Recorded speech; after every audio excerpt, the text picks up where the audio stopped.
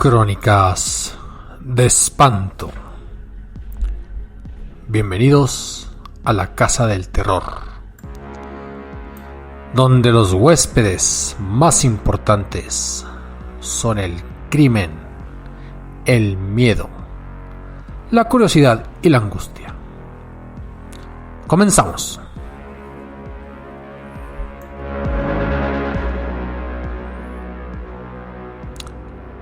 Antes de comenzar con nuestra leyenda tradicional, quiero comentarles que hay muchos proyectos en puerta. Queremos crecer, queremos hacer entrevistas a especialistas, a teólogos, a psicólogos, a sociólogos, a sacerdotes y a pastores. También queremos ir a hacer locaciones, grabaciones en lugares donde se comentan que existieron esos hechos que ahora son leyendas. Entrevistar a personas, contar sus testimonios, ya sea de lo sobrenatural o de lo criminal. Esto apenas comienza. Si te gusta este podcast, si te gustan las leyendas, si te gusta escuchar sobre los criminales, te invito a que colabores, no solo con tu escucha y tu aprobación. Si quieres alguna vez alguna cooperación solitaria, se agradece cualquier cantidad por medio de PayPal al correo electrónico crónicasdeespanto0, así el número como tal, @gmail.com, crónicasdeespanto0 @gmail.com, y en Patrons ahí está el portal de Crónicas de Espanto para aquellos que quisieran hacer alguna colaboración mensual. Ahora sí, vamos a nuestras leyendas.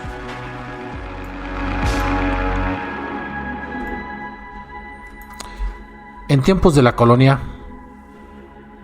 la gente evidentemente tenía pocos motivos de distracción, tenía pocos pretextos. Todo estaba controlado por la cultura cristiana, las fiestas eran las fiestas de la iglesia, el domingo era difícil que alguien trabajara. Y entonces el chisme, el cotilleo, la imaginación eran los mejores aliados para no morir de aburrimiento. No obstante, también hay casos de asesinos seriales famosos, de situaciones increíbles, y una de ellas se dio con don Juan Manuel Solórzano, el esposo celoso. Hablamos del siglo XVII, en pleno 1640. Un señor, un criollo, don Juan Manuel de Solórzano, es descrito así por las fuentes de la época. De alta estatura, muy derecho y arrogante, de fisonomía pálida, casi cetrina, con espesa barba negra, ojos centelleantes, pequeños y hundidos. Pero otros, por el contrario, aseguraban que era de estatura regular, semblante apacible y caritativo, ojos expresivos y llenos de dulzura, solo con un corto bigote. ¿A quién le creemos? Bueno, pues don Juan Manuel, sin importar su apariencia, estaba casado con una mujer de excepcional belleza, además de probada castidad, y era uno de los mejores amigos del virrey de la época. Como todo en la vida, lo más importante para alguien que ha hecho fortuna y patrimonio era tener a quien heredarlo. Debemos de advertir que entonces su felicidad no estaba completa. Y así se dice en las crónicas de ese siglo. Aquel hombre, en medio de sus riquezas y al lado de una esposa que poseía prendas tan raras, no se sentía feliz a causa de no haber tenido sucesión. La tristeza lo consumía, el fastidio lo exasperaba, y para hallar algún consuelo decidió consagrarse a las prácticas religiosas. Pero tanto que, no conforme con asistir casi todo el día a las iglesias, intentó separarse de su esposa y entrar de fraile. Imagínense, con una esposa tan guapa, tan atractiva, y con la frustración de no poder engendrar hijos, dejarlo todo por irse de monje. Con este fin mandó traer a uno de sus parientes, dicen la mayoría que era uno de sus sobrinos, para que tomara su lugar en la administración de su hacienda. El recién llegado, aunque no lo crean, resultó ser un joven simpático, afable, atractivo y buenhumorado, que de inmediato hizo migas, amistad, cercanía con la esposa de don Juan Manuel. ¿Qué le importaría, puesto que él quería hacerse fraile? Pues los celos matan. Y así es. Los celos enfermizos se agregaron a toda la situación, a toda la crisis que vivía don Juan Manuel Solórzano, y martirizaban a este hombre día tras día. Así que sin encontrar solución por el lado de Dios, lo encontró por el lado del diablo. Fue a cierto cruce de caminos a las afueras de la ciudad, y conocido ese lugar porque ahí se practicaban ciertos rituales siniestros, demoníacos, y llamó a las potencias infernales. Un hombrecillo elegantemente ataviado y con el pie hendido acudió a su presencia en medio de la niebla. ¿Qué digo niebla? Nube sulfurosa.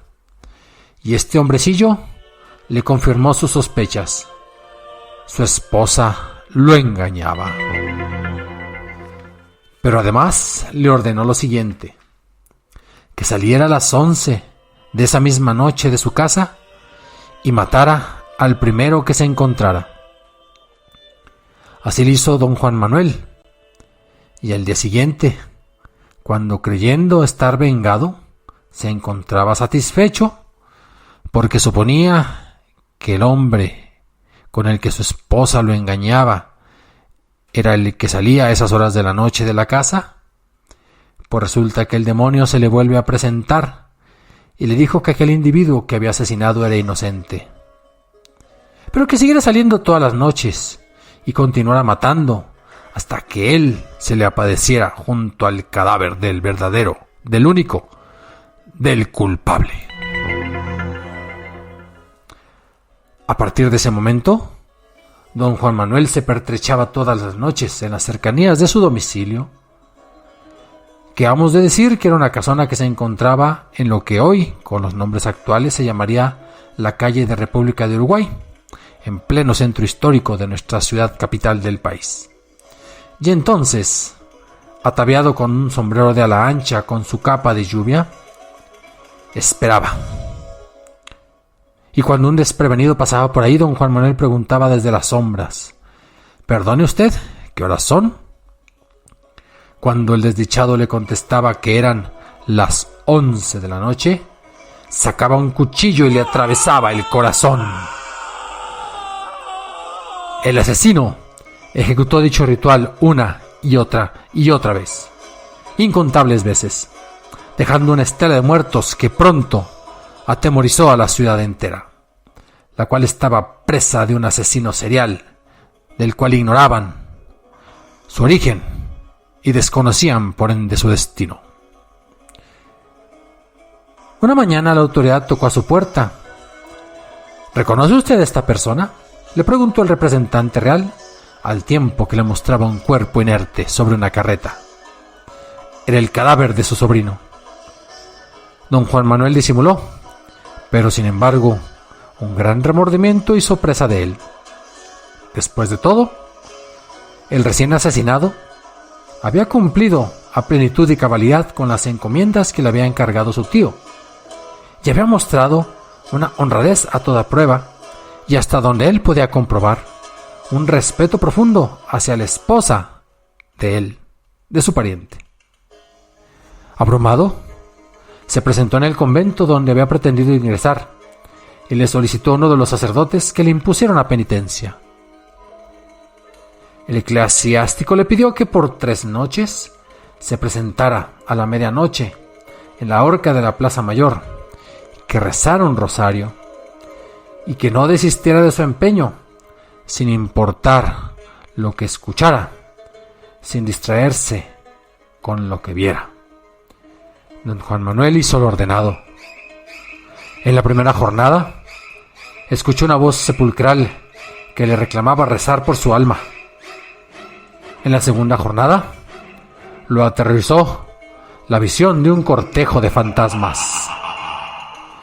Y la tercera noche, asusado por su confesor, regresó a la horca a terminar su encomienda. Sin embargo, fue encontrado colgado en la horca al día siguiente. ¿Qué suponemos? Suponemos lo siguiente: que don Juan Manuel esa tercera noche esperó a que anocheciera, esperó a que apareciera la procesión fantasmal de la noche anterior, que figuras diabólicas comenzaron a atormentarle, y que entre ese cortejo fantasmal don Juan Manuel pudo ver un ataúd que contenía su propio cuerpo. No pudo soportar más. Su destino estaba decidido. Pero hay una leyenda que asegura que fueron los propios ángeles aquellos que colgaron a don Juan Manuel, y que con la horca y el arrepentimiento póstumo pudo liberarse de aquellos sus crímenes y de todas sus culpas. Así es, nuestro asesino serial, víctima de celos. Y como él, en México abundan los asesinos seriales trastornados por el miedo, por el rencor, por el celo. No se les olvide que siempre hay que asegurarse antes de ponerse en manos de la venganza. Esto fue Crónicas de Espanto.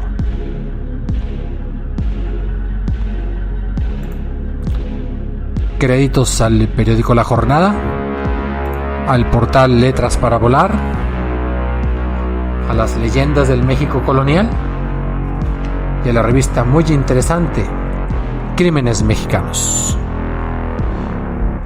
Les agradezco si cooperan a través de PayPal, crónicasdeespanto0 @gmail.com o por Patreon. Nos vemos.